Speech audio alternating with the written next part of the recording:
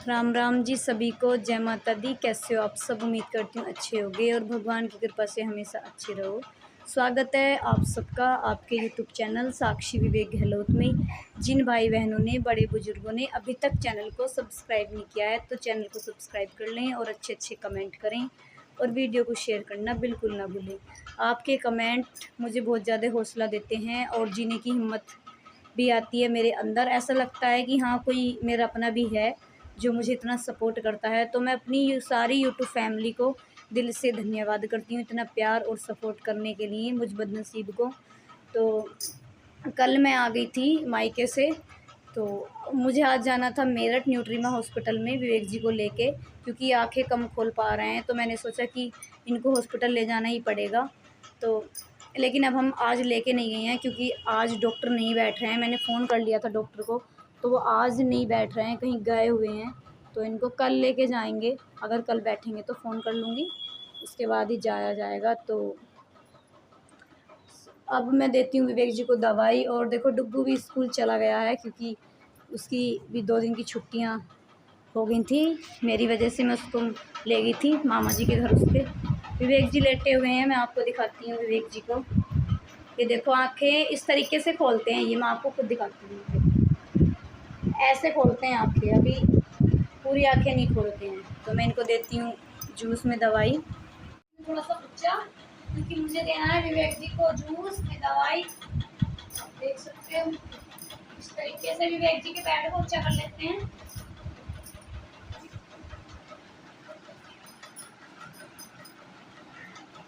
अब मैं इनको बोली ना, तो अब मैं इनके लिए दवाई पीसती हूँ। आप देख सकते हैं 9:30 बजने वाले हैं।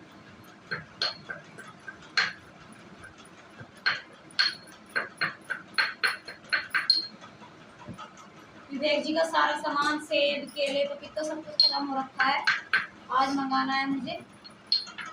तो अब तो ये जूस, लीची के जूस में दे दूँ इस टाइम तो मैं इनको दवाई।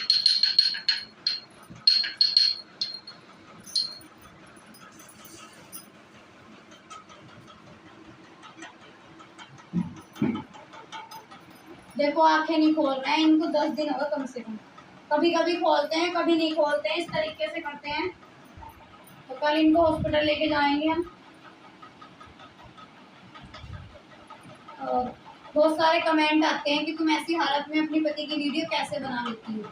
ऐसे कमेंट भी खास कर बहनें ही करती हैं, जो मतलब औरत होके इस तरीके से कमेंट करती हैं। तो उनसे मैं कहना चाहती हूँ कि इस हालत में वीडियो इसलिए बनाते हैं, कल को इनको हॉस्पिटल लेके जाएंगे तो वो दवाइयाँ जो आती हैं ना, वो वीडियो बनाने से ही आती हैं। तो मैं उन बहनों को बताना चाहती हूँ कि इस वजह से इनकी वीडियो इस हालत में बनाई जाती है, वरना किसी को कोई शौक नहीं होता कि अपने घर की स्थिति को पूरी दुनिया में दिखाए। ये मजबूरियाँ होती हैं, और मजबूरी ऐसी होती है कि इंसान को कहीं भी लाके खड़ा कर देती है। लेकिन जो भी बहनें मेरी जैसी सोशल मीडिया पर आई हैं, वो सब मजबूरी में ही आई हैं इस तरीके की हालत को लेकर, क्योंकि ऐसे में बंदा टूट जाता है। और पैसों को इस तरीके, दोपहर के बज रहे हैं 12 और विवेक जी को खिलाऊंगी मैं अब आलू और फुल्का। तो पहले करती हूँ मैं इनको थोड़ा सा ऊपर, क्योंकि ये नीचे को ज़्यादा हो रहा है। ऊपर आओ, थोड़ा सहारा दे दो भाई, आंखें खोल लो छोटी छोटी। हाँ, खोल लो, चलो ऊपर कोशिश करो। उठते नहीं है मुझसे, कोशिश करो। ए लो भैया, अरे भाई कोशिश करो। लो भाई, इतने से खिसके हो, थोड़े से शरीर को और ज्यादा टाइट कर लेते हो हैं। बोलो हाँ। चलो, आज बहुत दिनों के बाद तुम्हें आलू बनाया मैंने। बहुत दिन हो गए दाल फुल्का, दाल थोड़ी खा रहे थे। तो फाइनली ये मैंने ले लिया है आलू और फुल्का। अरे भाई सक्सन आगे दिखा है। हाँ, चलो खांसो। खाने से पहले खांसी आ गई। और तो विवेक जी का सेक्शन मैंने कर दिया है, उसका ब्लॉग नहीं बनाया है क्योंकि मैं कई ब्लॉग में दिखा चुकी हूँ सेक्शन करना। तो अब मैं खिलाती हूँ विवेक जी को। आज काफ़ी दिनों बाद मैंने आलू बनाए हैं, क्योंकि बहुत दिन हो गए इनको थोड़ी खाते खाते भी। आ करो आ करो आ करो, ऐसे करके। बहुत सारे भाई बहन कमेंट करते हैं कि मिक्सी में ग्राइंड करके दिया करो, तो मिक्सी में ग्राइंड करके मैं देती हूँ, लेकिन हम ये चाहते हैं कि ये खुद से चबाएं। अगर ये खुद से चबाएंगे तो अच्छे से खाना स्टार्ट कर देंगे। तो इस वजह से मैं कम देना चाहती हूँ मिक्सी में ग्राइंड करके। छोटे छोटे टुकड़े बना लेती हूँ रोटी के, उसको पहले भिगो के रख देती हूँ, तब खिलाती हूँ विवेक जी को।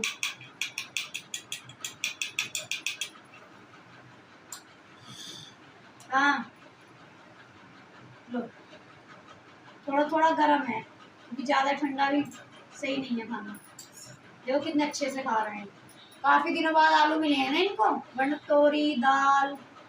आज मौसम सही हो रहा है तो मैंने सोचा आलू बना दूँ, वरना गर्म होते हैं ये। और डुड्डू स्कूल गया है तो बिल्कुल मन नहीं लग रहा। आ करो बारिश, खा लो। Very good, very good. ये देखो दुकान पे चीज़ी लेने आया था और गोदी में आया है, पैदल बिल्कुल नहीं चला, इतना बड़ा हो के गोदी में मुझसे लेके चला भी नहीं जा रहा। ये देखो बाय कर रहा है। रात के बज रहे हैं 8 और डुड्डू सो गया आज बहुत ज़्यादा जल्दी, और विवेक जी भी सोए हुए हैं। लेकिन मुझे विवेक जी को उठाना पड़ेगा क्योंकि इनको दिलवानी है मुझे करवट। फिर मैं 10 बजे इनको सीधा कर दूँगी तो थोड़ा कमर को हवा लग जाएगी। तो अब मैं दिलवाती हूँ विवेक जी को करवट। सबसे पहले खोल रही हूँ मैं विवेक जी के पैर, क्योंकि फिजियोथेरेपी वाले भैया आए थे 5 बजे, तो वो इनके पैर बांध के चले गए थे, जिससे कि इनका पैर थोड़ा सीधा हो जाए, जो कुल्ले की हड्डी टूटी हुई है। तो मैं पहले इसको खोल रही हूँ। ये सूती चुन्नी से बांध गए थे ताकि इनके पैर में बंधने से भी कोई दिक्कत ना हो, और अब मैंने खोल लिया इनके पैरों को। और देखो विवेक जी के हाथ भी बांधने पड़ते हैं, भगवान ने कैसे मोड़ पे ला के खड़ा किया है। अब मैं करती हूँ इनको थोड़ा सा ऊपर, क्योंकि ये एक्सरसाइज की वजह से नीचे को खिसक गए थे। तो अब मैंने किया इनको ऊपर अच्छे से, और अब मैं दिलवाऊंगी विवेक जी को करवट। जब इनको करवट दिलवाते हैं तो शरीर को इतना टाइट कर लेते हैं, ऐसा कर लेते हैं जैसे कि बहुत ही ज़्यादा पत्थर बन चुके हों, और बड़ा कठिन होता है इनको करवट दिलवाना। तो ये मैं करवट दिलवाती हूँ। और आज मैंने इनको रात को डायपर भी नहीं पहनाया है, क्योंकि मैं नहीं चाहती कि इनको कोई दिक्कत हो, तो इस वजह से आज मैंने इनको डायपर नहीं पहनाया है। आज ऐसे ही रखना है हमको सारी रात विवेक जी को। डॉक्टर भी मना करता है कि रात को डायपर ज़्यादा नहीं पहनाना। तो अब मैंने दिलवा दी है विवेक जी को करवट। और ये देखो विवेक जी ने कैसे अपनी फटाफट से आँखें खोल ली हैं जब करवट दिलवाई है, वरना कहने से भी आँखें नहीं खोल रहे हैं। और यहाँ उठाना बड़ा मुश्किल हो जाता है मेरे लिए, क्योंकि ये बिल्कुल पत्थर की तरह एक जगह को सुकड़ से जाते हैं और बड़े टाइट कर लेते हैं अपने शरीर को। ऐसा लगता है जैसे विवेक जी में कितनी जान है जब इनको करवट दिलवाते हैं। और जान क्या होगी, क्योंकि विवेक जी का 7-8 घंटे तक ऑपरेशन चला था सर का, तो सारा ब्लड इनका बाहर आ गया था। तो जान तो नहीं है, लेकिन अभी दिमाग काम नहीं कर पाता है, तो शरीर को पत्थर सा कर लेते हैं कभी कभी। तो बहुत सारे कमेंट भी आते हैं कि सर में ये क्या है, तो ये पानी भरा हुआ है, हड्डी नहीं है। हड्डी निकाल दी डॉक्टर ने बाहर। हड्डी टूट के इनके दिमाग के अंदर भर गई थी, तो ये कोमा में चले गए थे, लेकिन अब तो कोमा से बाहर हैं। पर अभी कोमा में ही कह सकते हैं, क्योंकि अभी ये ना बैठते हैं ना चलते हैं। आप खुद इनके ब्लॉग भी देख रहे हो। तो सभी से रिक्वेस्ट करती हूँ कि विवेक जी के लिए ज़्यादा से ज़्यादा चैनल को सब्सक्राइब कर लें और वीडियो को शेयर करें। कल मैंने एक वीडियो डाली थी मायके से आते हुए, तो मैं अचार लेके आई थी अपने मायके से। तो उसमें बहुत सारी बहनों ने, माताओं ने मुझे कमेंट किए हैं कि अचार नहीं लाना चाहिए। तो मुझे तो नहीं पता था कि मायके से अचार नहीं लाते हैं, और मेरी मम्मी को भी नहीं पता था, क्योंकि अभी भी मेरी मम्मी का भी दिमाग अच्छे से काम नहीं कर रहा है, वो भी परेशान रहती हैं विवेक जी को लेके। तो मैं सभी को दिल से धन्यवाद करती हूँ कि आपने मुझे बताया कि मायके से अचार नहीं लाना चाहिए।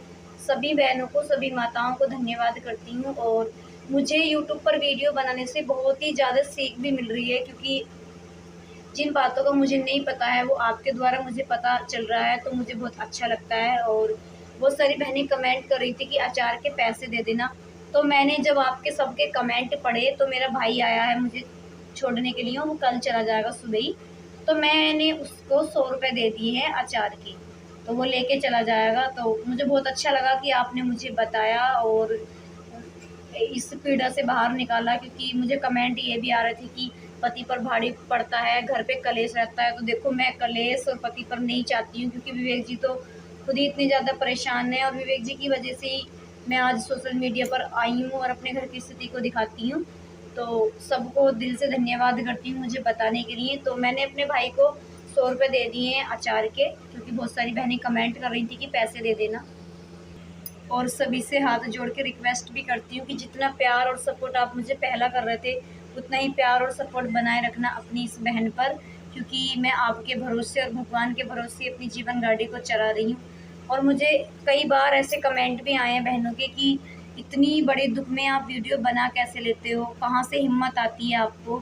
तो मैं बता दूं बहनों, हिम्मत आती नहीं है, हिम्मत करनी पड़ती है। अगर मैं हिम्मत नहीं करूँगी तो विवेक जी का इलाज नहीं करवा पाऊँगी। और मुझे विवेक जी की एक सांस, इतनी कीमत है उसकी एक सांस की कि मैं ही जान सकती हूँ। अगर विवेक जी की एक सांस भी चल रही है तो उसकी कीमत कितनी है वो मैं जानती हूँ, या मेरा बेटा समझ सकता है, या मेरी फैमिली समझ सकती है, क्योंकि हम लोगों को उनकी एक सांस भी बहुत जीने का सहारा दे रही है। तो यही वजह है कि मैं ऐसी हालत में वीडियो बना लेती हूँ और आपके सामने आ जाती हैं। तो आप जानते हो कि मैं वीडियो क्यों बनाती हूँ, क्योंकि इसमें पैसे की ज़रूरत रहती है। देखो मैं बिल्कुल कुछ भी नहीं छिपाती हूँ, मैं जो क्लियर कहती हूँ कि पैसे की वजह से ही मैं वीडियो बनाती हूँ। बाकी मुझे कोई फेमस वेमस होना नहीं है, ना मुझे कोई अवार्ड वगैरह लेना है, ना ही मुझे कोई फिल्मी स्टार बनना है। मैं तो बस अपने पति के लिए सोशल मीडिया पर आई हूँ, और बस इनकी इतनी मेरी मदद होती रहे सोशल मीडिया से और आपके प्यार सपोर्ट से कि मैं अपने पति का इलाज अच्छे से चलवा सकूं। बस मुझे यही चाहिए और मेरे विवेक जी ठीक हो जाएं। विवेक जी ठीक होने के बाद मैं उन बहनों की भी मदद करना चाहती हूँ जो परेशान रहती हैं, आपके द्वारा, आपके सपोर्ट के द्वारा करना चाहती हूँ। तो प्लीज़ मेरा सपोर्ट यूँ ही करते रहना है और चैनल को सब्सक्राइब कर लेना है और वीडियो को शेयर करना बिल्कुल नहीं भूलना। सभी को करती हूँ धन्यवाद।